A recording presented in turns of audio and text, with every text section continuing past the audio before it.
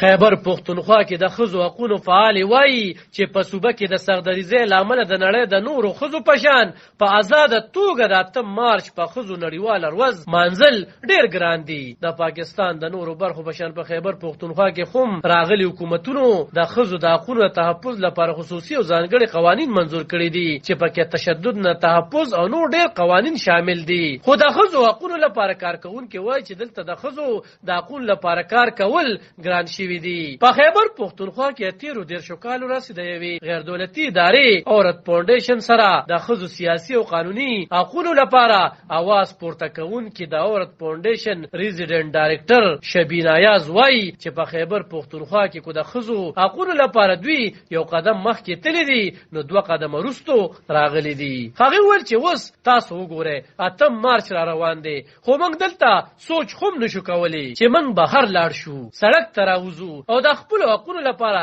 غږ پورته کړو. 8 مارچ د ښځو ورځ ده کم از کم چې موږ په دې ورځ بهر لاړ شو دا ورځ په آزاد ومانځو. زموږ ورځ پر ورځ دا سختیاري زیاتیږي خو اوس بهر کار کول ډېر ګران دي.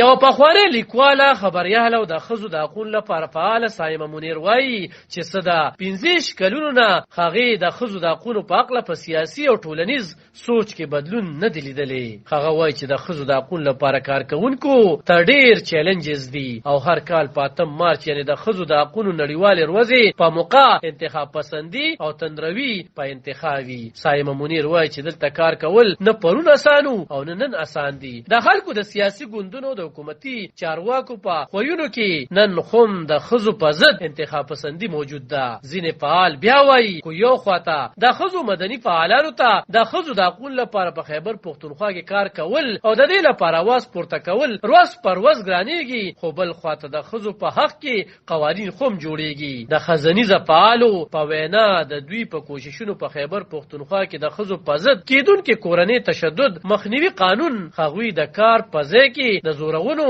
د تحفظ قانون، د وراثت حق یقیني کولو قانون او د انټي ریپ یا د جنسي تشدد په ضد د مخنیوي قوانین هم جوړ شوي دي. خو دوی بیا وایي چې د اظهار، د احتجاج او د غونډو کولو ازادي تر ډېره حده پورې محدوده شوې او دغه ښځې د ښځو د عالمي ورځې په موقع خپلې غونډې هم محدوده ساتي او دا ځل هم دا په یو بیل انداز کې د کولو لپاره تیاری کوي. علب خان شیرپو، دلبر نیوز، 400.